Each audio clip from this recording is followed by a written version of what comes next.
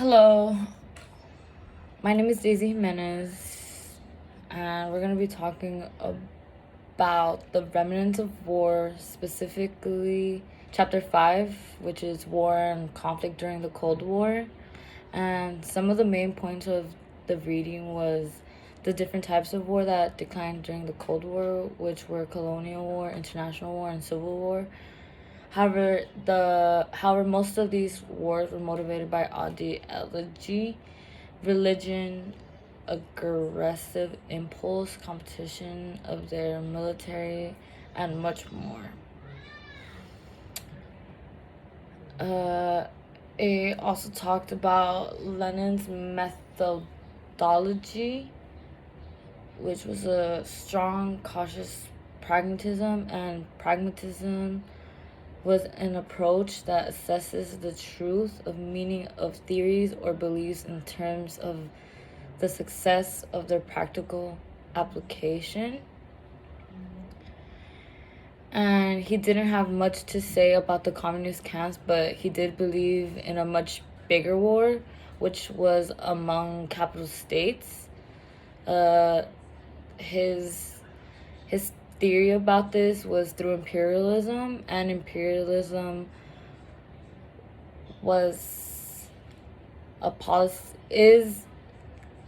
of extending a country's power and influence through diplomacy or military force, and it's ruled by an emperor. However, his theory didn't work out because the colonies would crash over territory. It also taught another important point was that it also talked about the Korean War, which proved that communism was real because the West saw the danger of the over-the-border military. Another important point that it talked about was the Khrushchev. I honestly don't know how to pronounce it, but it was in 1962, and it was when they put a small amount of missiles and bombers in communist Cuba.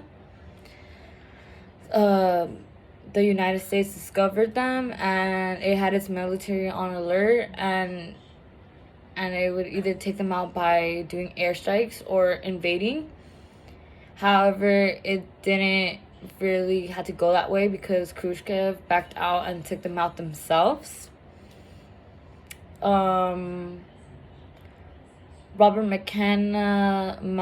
McNamara stated, "I am not going to war over worthless missiles in Turkey. I don't want to go to war anyhow, but I am certainly not going to war over worthless missiles in Turkey."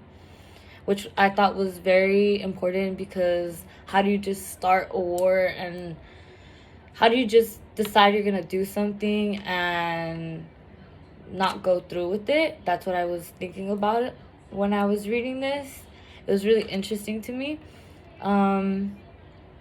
The Soviet Emperor also talked about the Soviet Empire and how it had a lot of domestic problems, and the cost of it was rising.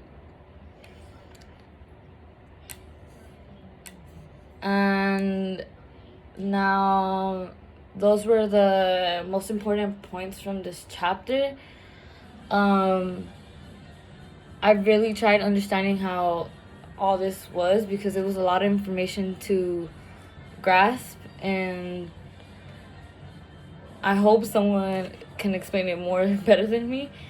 But the reason why I chose the reading was because I hoped it would explain more of the Cold War and everything that had happened in the Cold War, and it also told me when it ended, which was in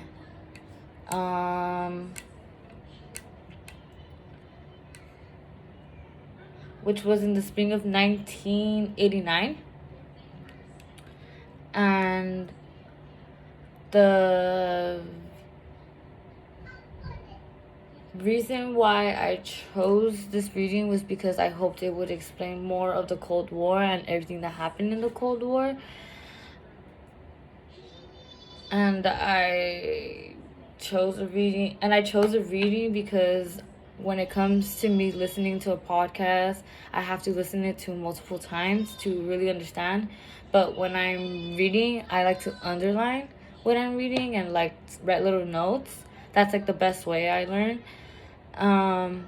But what I really liked about this reading was that part that I had mentioned earlier. It was when like Robert McNamara was afraid of war, but he decided to put missiles and bombs, but then backed away because he said there was no need to go to war for that reason. So yeah.